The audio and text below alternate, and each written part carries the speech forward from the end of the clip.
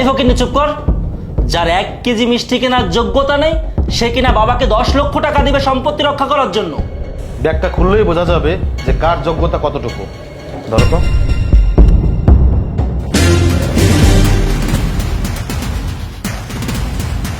এই এত টাকা তুই কোথায় পেলি? আমি শিওর হয়তো এই টাকাগুলো ও চুরি করেছে, তা না হলে ডাকাতি করেছে।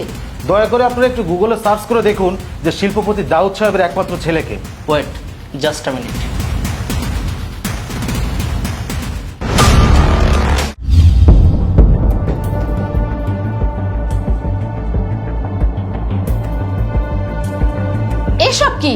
এসব কি এনেছো?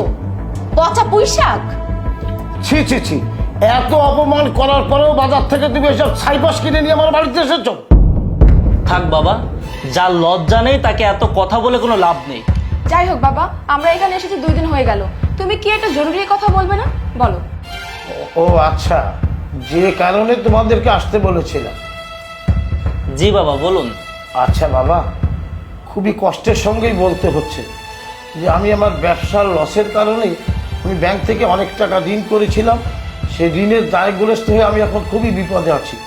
ব্যাংক যে কোনো সময় আমার সয় সম্পত্তি যা কিছু আছে সবই নিলামে উঠিয়ে দেবে। বাবা আমি বলি কি, এই সম্পত্তিটা তুমি আমার কাছ থেকে কিনে রাখো, যেন পরবর্তীতে তোমার কাছ থেকে আমি এটা ছাড়িয়ে নিতে পারি। খুবই দুঃখজনক ঘটনা বাবা। আচ্ছা বাবা, আপনার কত টাকা লাগবে সেটা বলুন তো। আসলে বাবা আমার কাছে যা আছে তা দিয়ে হবে না, আরো 10 লক্ষ টাকা লাগবে। কি বলেন বাবা, 10 লক্ষ টাকা? আসলে এত টাকা তো আমার পক্ষে দেওয়া পসিবল না। আমার কাছে যেটা আছে সর্বসাকুল্যে 2 লক্ষ টাকা হতে পারে। তাহলে 2 লক্ষ টাকার ব্যবস্থা নেওয়া হলো, আরো তো 8 লক্ষ টাকা প্রয়োজন। আমি ভাবছি যে আমি কি দিয়ে যে কি করব। বাবা আমি একটা কথা বলবো। এই চাষাই, তুই আবার কি বলবি? দেখ এমনিতে কিন্তু মেজাজ খুব চলে আছে। বাবা, ও কি বলতে চাইছে একটাবার শুনে দেখো। তুই চুপ কর, তোর জন্যই আজ আমার এই অধপতন। আমার ছোট মেয়ে দেখ কি একটা শিল্পপতি দেখে বিয়ে করেছে, আর তুই ভালোবেসে বিয়ে করেছিস একটা চাষাকে, আবার বড় বড় কথা বলছিস, যার কিনা কিছু করার মুরদ নেই। বাবা আপনি একদম ঠিক কথা বলেছেন। আর যদি বড় আপু সিস্টেমের সাথে একটা কোটিপতি ছেলেকে বিয়ে করতো তাহলে আমাদের এই দুর্দিন দেখতে হতো না। সেটা না করে কোথায় একটা চাষাকে বিয়ে করেছে, যার জন্য কিন্তু আমিও দুর্বল হয়ে পড়েছি। আর যদি আমার বড় ভাইরা ভাই কোটিপতি হতো তাহলে কিন্তু আমি আর সে মিলে আপনার সম্পত্তি রক্ষা করতে পারতাম বাবা। আরে ভাই, আমি তো এই টাকা দেওয়ার ব্যবস্থা করার জন্যই কথা বলছি। এই ফকিন্নি চুপ কর।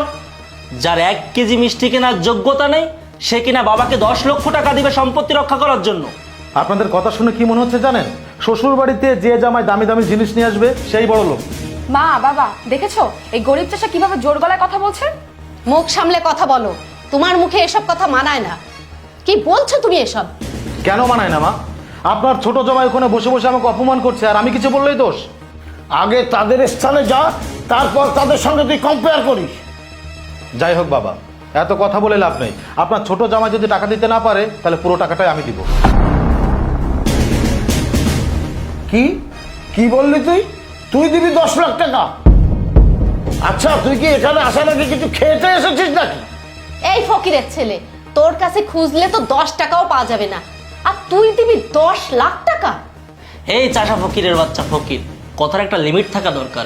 মানুষ তো ঘুমিয়ে ঘুমিয়ে স্বপ্ন দেখে, তুই তো না ঘুমিয়ে স্বপ্ন দেখছিস। আমি জানতাম আপনারা আমার কথার কোনো মূল্য দিবেন না।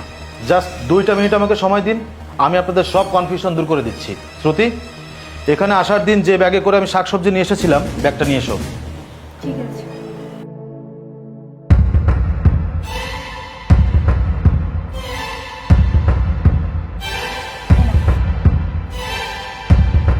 এই ব্যাগে এমন কি আছে যে তুই ভিতর থেকে ব্যাগ নিয়ে আসতে বললি? বাবা ওই ব্যাগে কি আর হবে? হয়তো চাষাবাদ করে কোনো সবজি টবজি নিয়ে এসেছে, তাছাড়া কি আর নিয়ে আসতে পারো? কি যোগ্যতা আছে?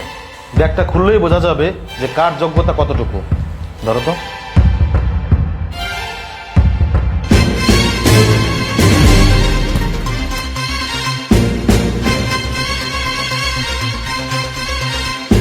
এই এত টাকা তুই কোথায় পেলি?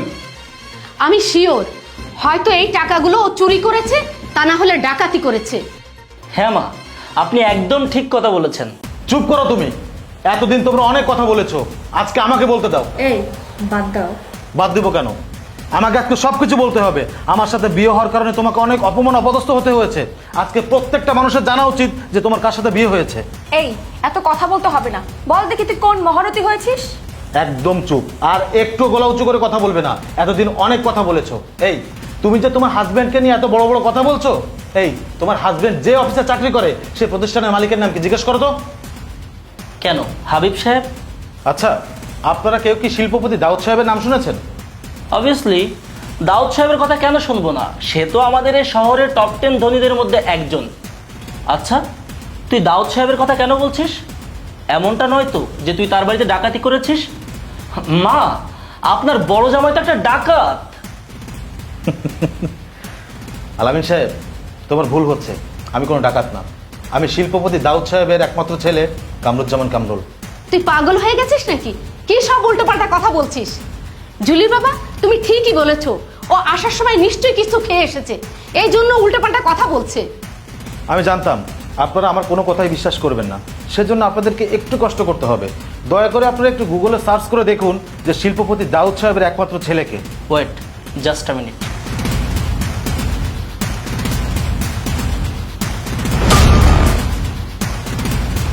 বাবা, মা, আসলে শিল্পপতি দাউদ সাহেবের ছেলে। বাবা, তুমি তো দাউদ সাহেবেরই ছেলে, তাহলে এতদিন কেন কৃষক সাথে ছিলে?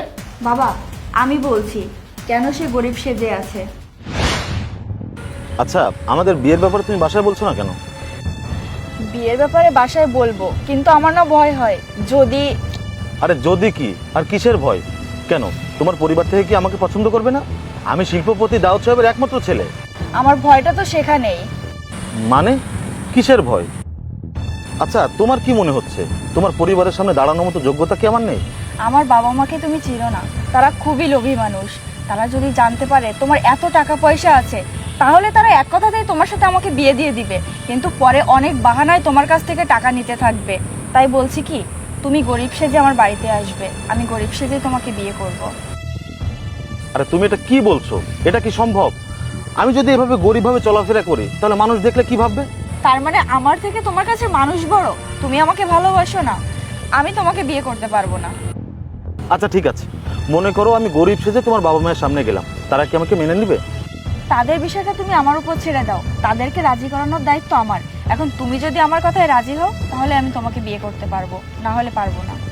আরে পাগলি, আমি তোমাকে অনেক ভালোবাসি, তুমি যা বলবে আমি তাই করব।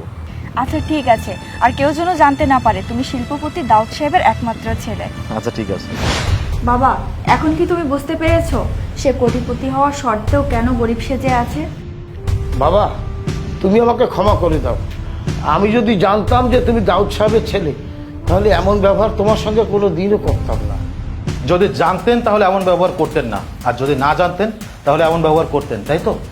একটা মানুষ গরিব হতে পারে, একটা মানুষ চাষা হতে পারে, তাই বলে তার সাথে খারাপ ব্যবহার করতে হবে কেন?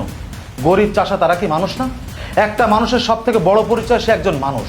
এই যে টাকা পয়সা অর্থ সম্পত্তি এই যা কিছু দেখছেন না, এসব হাতের ময়লা। আজ আছে কাল নাও থাকতে পারে, কিন্তু ব্যবহারটা সারা জীবন মানুষের মনে থেকে যায়। হ্যাঁ বড় ভাইজান, আপনি আমাদেরকে ক্ষমা করে দিন, আসলে আমরা বুঝতে পারিনি। হ্যাঁ দুলাভাই, আপনি আমাদের মাফ করে দিন। বাবারে, আমরা না বুঝে তোমার সঙ্গে অনেক খারাপ ব্যবহার করে ফেলেছি। হ্যাঁ, আমাদেরকে তুমি মাফ করে দাও বাবা। এখন তোমরা সবাই কেন মাপ চাইছো? যখন জানতে পেরেছো আমার হাজবেন্ডের টাকা পয়সা গাড়ি বাড়ি কোনো কিছুর অভাব নেই, তখন তোমরা মাপ চাইছো। আর যখন জানতে আমার হাজবেন্ডের কিছুই নেই, তখন তোমরা গরিব ছোট লোক যা না তাই বলে ওকে অপমান করেছো। আসলে তোমাদের মতো কিছু সংখ্যক মানুষের জন্য এই ধনী গরিবের ব্যবধান সৃষ্টি হয়েছে। একটা প্রথাও চালু হয়েছে যে যারা শ্বশুর বাড়িতে বেশি বেশি নিয়ে যাবে তারা ভালো আদর যত্ন পাবে, আর যারা কম কম নিয়ে যেতে পারবে না, অল্প সামান্য জিনিস নিয়ে যাবে, তারা পাবে অবহেলা অনাদর। তোমরা এইসব মন মানসিকতা থেকে বের হয়ে আসো। যারা কৃষিকাজ করে তোমাদের মতো বড়লোকদের মুখে অন্ন তুলে দেয়, একটা সময় কিন্তু তারা এই কাজটা ছেড়ে দিলে তোমাদের বাধ্য হয়ে এই কৃষিকাজ করে খেতে হবে। মারে, তুই আর এভাবে বলিস না, আমরা আমাদের ভুলটা বুঝতে পেরেছি। থাক বাবা, আপনারা ক্ষমা চাইতে হবে না। আমি শুধুমাত্র শ্রুতির কথায় রাজি হয়ে এটা দেখতে চেয়েছিলাম যে আসলে ধনী গরিবের পার্থক্যটা কেমন। সেটা আমার খুব ভালোভাবেই বোঝা হয়ে গেছে। যাই হোক, এখানে যে টাকাগুলো আছে, আশা করি এই টাকাগুলো দিয়ে আপনার বিপদ থেকে উদ্ধার হয়ে যাবে। আর যদি এর পরবর্তীতে কোনো টাকা পয়সা লাগে, এই টাকা দিয়ে যদি আপনার বিপদ থেকে উদ্ধার না হতে পারেন, তাহলে আমাকে জানাবেন, আমি টাকা পাঠানোর ব্যবস্থা করব। শ্রুতি, চলো। দাঁড়াও বাবা, ভালো মন্দ রান্না হয়েছে, তোমরা খেয়ে দিয়ে তারপর যেও। না মা, আমি আপনার বাড়িতে ভালো মন্দ খাওয়ার জন্য আসিনি। আমি আসলে যে কোনো একটা পারপাসে জানতে পেরেছিলাম যে বাবা বিপদের মধ্যে আছে, তাই তো শ্রুতিকে নিয়ে এই টাকাগুলো নিয়ে এখানে এসেছিলাম।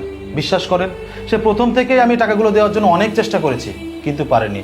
সে প্রথম থেকে আপনারা যা না তাই বলে আমাকে অপমান করেছেন। যাই হোক, সেই সব কথা অবশ্য আমি মনে রাখিনি। আর খাবারের কথা বলছেন, ভালো মন্দ খাবার যাদের জন্য রান্না করেছেন তাদেরকে দিয়েন। আমার মতো কৃষকের পেটে ওই খাবার হজম হবে না। শ্রুতি, চলো। চলো।